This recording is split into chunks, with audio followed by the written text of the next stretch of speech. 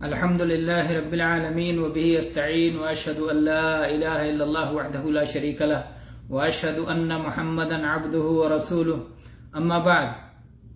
گرامی قدر مشاہدین، اللہ کے فضل و کرم سے حج کے مسائل و فضائل کے تعلق سے دروس کا یہ سلسلہ جاری ہے.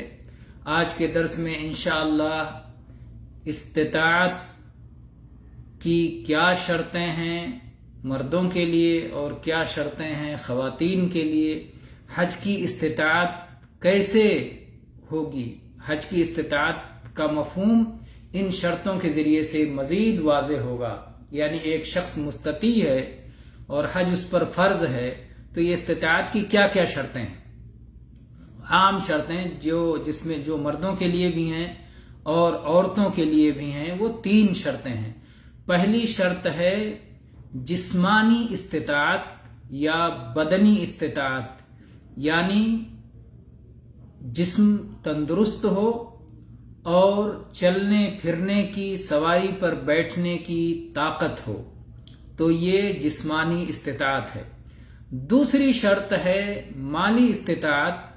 اس سے مقصود ہے کہ سواری کا انتظام ہو یا سواری کے لیے جن اخراجات کی ضرورت ہے اس کا انتظام ہو، اور راستے کے کھانے پینے، زاد راہ، زاد سفر، توشہ، اس کا انتظام ہو. تو جو راستے کے اخراجات ہیں اور جو سواری کے اخراجات ہیں وہ اسے مہیا ہوں اور وہ اس کے قرض سے زیادہ ہوں، فاضل ہوں.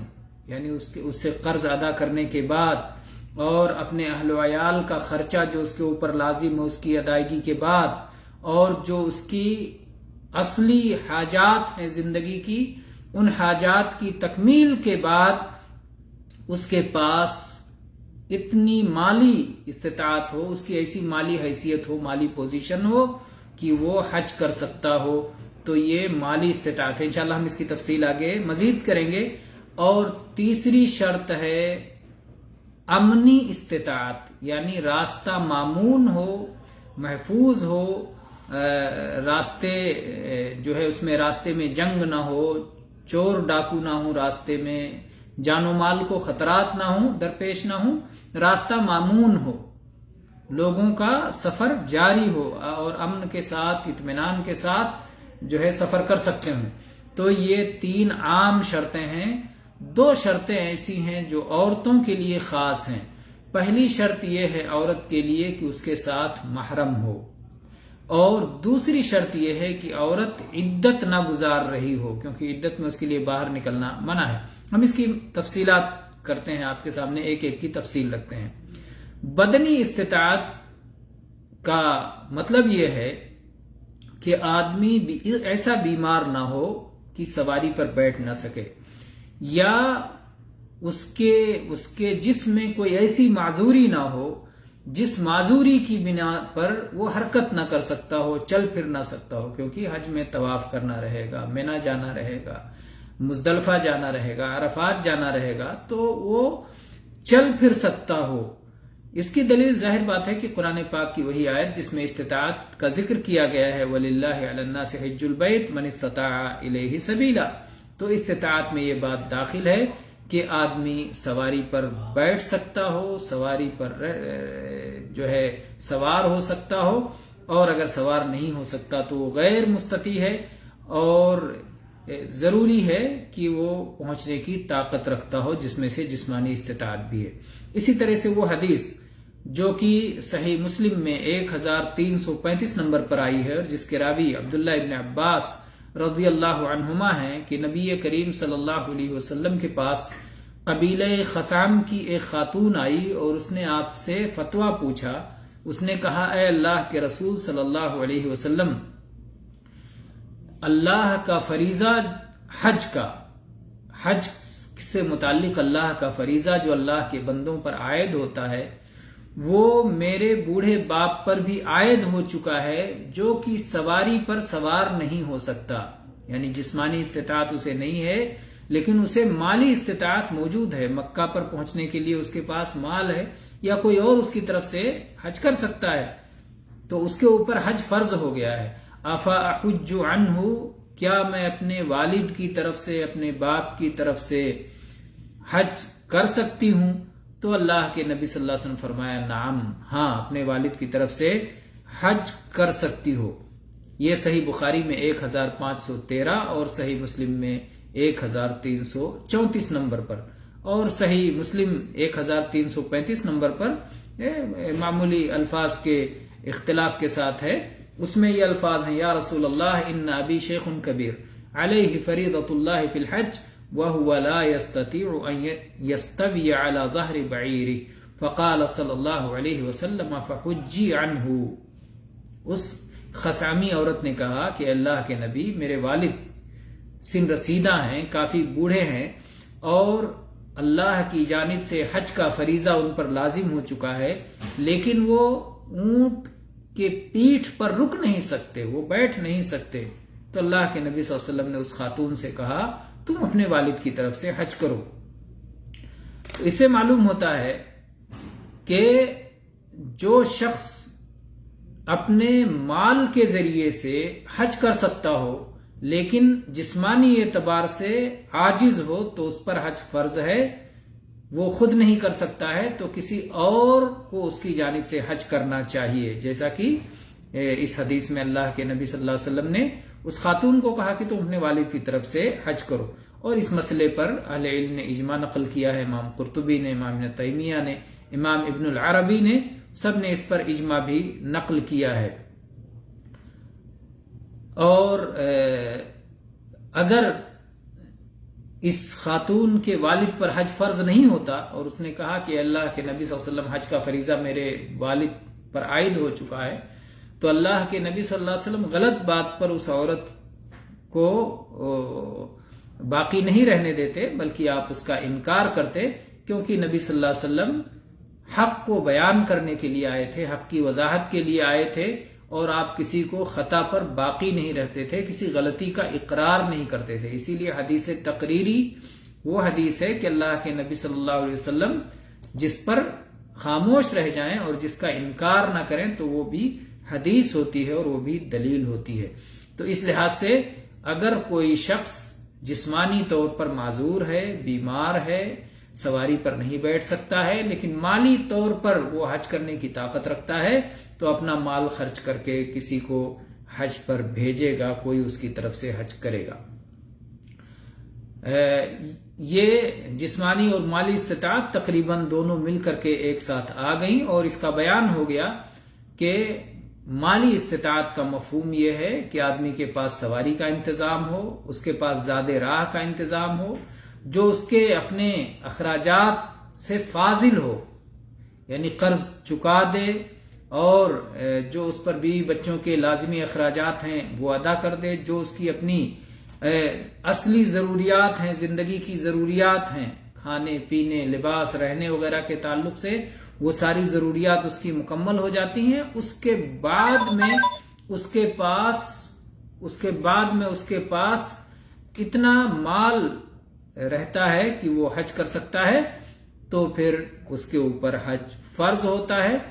اور اگر وہ خود حج نہیں کر سکتا، یعنی جسمانی مالی پوزیشن تو اس کے پاس ہے، مال اس کے پاس موجود ہے، لیکن جسمانی اعتبار سے معذور ہے، تو وہ کسی اور کو بھیج دے گا۔ تو یہ رہی مالی استطاعت۔ اور آگے چلتے ہیں، راستہ پرامن ہو۔ اگر راستہ پرامن نہیں ہے تو ظاہر ہے کہ اس وقت حج فرض نہیں ہوگا، راستہ غیر مامون ہونے کی وجہ سے، اور یہ اس میں من استطاع الیہ سبیلا کی شرط میں یہ چیز داخل ہو جاتی ہے۔ اور جہاں تک محرم کا مسئلہ ہے، عورت کے لیے مخصوص شرط کہ عورت کے لیے محرم کا وجود ضروری ہے۔ محرم کون ہے ایک عورت کے لیے؟ اس کا شوہر محرم ہے، یا وہ افراد محرم ہیں جن کے لیے اس عورت سے نکاح کرنا ہمیشہ ہمیش کے لیے حرام ہے، اس کو محرم کہا جاتا ہے۔ محرم شوہر کو کہا جاتا ہے، اور ان افراد کو کہا جاتا ہے جس کا اس عورت سے ہمیشہ ہمیش کے لیے نکاح حرام ہو، یا تو نسب کی وجہ سے، اور یا رضاعت دودھ پلانے کے رشتے کی وجہ سے، اور یا سسرالی رشتے، نکاح کے رشتے کی وجہ سے. تو نسب یا نکاح یا رضاعت کے کسی ایک کے رشتے کی وجہ سے ہمیشہ ہمیش کے لیے اس عورت سے نکاح کرنا حرام ہو تو اسے محرم کہا جاتا ہے. اور محرم کے لیے ضروری شرط یہ بھی ہے کہ وہ مسلمان ہو، عاقل ہو، بالغ ہو، قابل اعتماد ہو، ثقہ مأمون ہو. اس لیے کہ محرم ساتھ میں رہنے کا مقصود یہ ہے کہ وہ عورت کی جو ضروریات ہوں گی ان کی تکمیل کرے گا، اس کی حفاظت کرے گا اور اس کے کام آئے گا. تو اس لیے وہ مأمون ہونا ضروری ہے. کیا دلیل ہے کہ فرض حج کے لیے محرم شرط ہے؟ اس کی دلیل حدیث سے عبداللہ ابن عمر رضی اللہ عنہما کی وہ حدیث کہ اللہ کے نبی صلی اللہ علیہ وسلم نے فرمایا لا يحل لامرأة تؤمن بالله واليوم الآخر تسافر مسيرة 3 ليال إلا ومعها ذو محرم. صحیح بخاری 1086 نمبر پر اور صحیح مسلم 1338 نمبر پر یہ حدیث ہے کہ کسی عورت کے لیے جو اللہ پر اور آخرت کے دن پر ایمان رکھتی ہے حلال نہیں ہے کہ 3 راتوں کی مسافت کا سفر کرے مگر اس کے ساتھ محرم ضرور ہو. 3 راتوں کی مسافت کا سفر ہو اور محرم کے بغیر سفر کرنا اس کے لیے حلال نہیں ہے. تو محرم کی شرط اس حدیث سے معلوم ہوتی ہے. اسی طرح سے محرم کی شرط اس حدیث سے بھی معلوم ہوتی ہے جو عبداللہ ابن عباس رضی اللہ عنہما کی روایت ہے صحیح بخاری میں 5233 نمبر پر اور صحیح مسلم میں 1341 نمبر پر کہ نبی کریم صلی اللہ علیہ وسلم خطبہ دے رہے تھے اور آپ نے فرمایا لا يخلون رجل بامرأة الا ومعها ذو محرم. کوئی بھی مرد کسی عورت کے ساتھ خلوت اور تنہائی میں محرم کے بغیر ہرگز نہ رہے. اور پھر آپ نے فرمایا ولا تسافر المرأة الا مع ذی محرم، اور کوئی عورت محرم کے بغیر سفر نہ کرے. تو آپ جب یہ خطبہ دے رہے تھے، یہ تقریر فرما رہے تھے کہ ایک شخص اٹھ کھڑا ہوا اور اس نے کہا کہ اے اللہ کے رسول صلی اللہ علیہ وسلم، میری بیوی حج پر جا رہی ہے اور میرا فلاں غزوے میں نام لکھ لیا گیا ہے، تو اب میں کیا کروں؟ بیوی حج پہ جا رہی، اس پر حج لازم ہے، حج پہ جا رہی ہے اور میں غزوے پہ جا رہا ہوں، تو وہ کیسے اکیلے نہیں جائے گی؟ تو میں اس کے ساتھ نہیں جا سکتا، اس کے ساتھ گویا محرم نہیں ہے. تو کیا مجھے اجازت ہے کہ میں اپنی بیوی کے ساتھ محرم بن کے جاؤں؟ اللہ کے نبی صلی اللہ علیہ وسلم نے اسے حکم دیا انطلق فحج مع امرأتک، جاؤ اور اپنی بیوی کے ساتھ حج کرو. غزوے سے اس کا نام کاٹ دیا گیا اور اسے کہا گیا کہ تمہاری بیوی پر جب حج لازم ہے اور وہ حج پہ جا رہی ہے تو اب اپنی بیوی کا محرم بن کے جاؤ.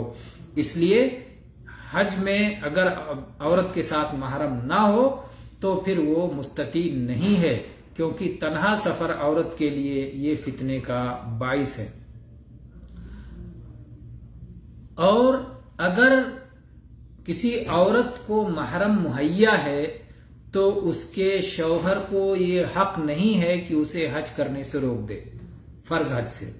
اگر عورت پہ حج فرض ہے اور اسے محرم مہیا ہے تو شوہر کو یہ اجازت نہیں ہے کہ اپنی بیوی کو حج کرنے سے روک دے، کیونکہ وہ مشہور حدیث اللہ کے نبی صلی اللہ علیہ وسلم کی لا طاعت فی معصیت اللہ انما الطاعت فی المعروف، صحیح بخاری 7257 اور صحیح مسلم 1840 کہ اللہ کی نافرمانی میں کسی کی فرما برداری نہیں کی جائے گی، فرما برداری صرف معروف اور نیک کاموں میں کی جائے گی. اور شوہر کا حق فرض عین پر مقدم نہیں ہے، فرض عین سے مؤخر ہے. فرض صلاح سے شوہر روکے اس کی بات نہیں مانی جائے گی، فرض صوم سے شوہر روکے اس کی بات نہیں مانی جائے گی، فرض حج سے روکے جبکہ محرم مہیا ہے تو اس کی بات نہیں مانی جائے گی. تو یہ رہی شرط محرم کی. اور آخری شرطوں میں سے آخری شرط عورت کے لیے جو مخصوص ہے عدت میں نہ ہونا، اس لیے کہ عدت کی حالت میں عورت کے اوپر فرض ہے کہ وہ باہر نہ نکلے. اور اس میں حنفی، مالکی، شافعی، حنبلی اور سلف کی ایک جماعت سارے لوگوں کا یہ فتویٰ ہے. ائمہ اربع مذاہب اربع اس پر متفق ہیں کہ ساری چیزیں ساری شرطیں عورت کے لیے مہیا ہوں لیکن وہ عدت کی حالت میں ہو تو اس کے اوپر حج فرض نہیں ہوگا. اور اس کی دلیل قرآن پاک کی وہ آیت سورہ بقرہ کی 234 نمبر کی آیت جس میں اللہ تعالی نے فرمایا والذین یتوفون منکم ویذرون ازواجا یتربصن بانفسہن 4 اشہر وعشرا کہ جن لوگوں کی وفات ہو جائے اور ان کی بیویاں ان کے پیچھے باقی ہیں تو وہ 4 مہینے 10 دن عدت گزاریں گی. اور عدت کی حالت میں اپنے گھر سے باہر نکلنا اور حج کا سفر کرنا عورت کے لیے جائز اور درست نہیں ہے. عدت گزار لینے کے بعد ہی اس کے لیے سفر جائز ہوگا، اس لیے وہ غیر مستطیع مانی جائے گی اور اسے حج میں جانے کے بجائے اسے گھر میں رہ کر کے عدت گزارنی چاہیے.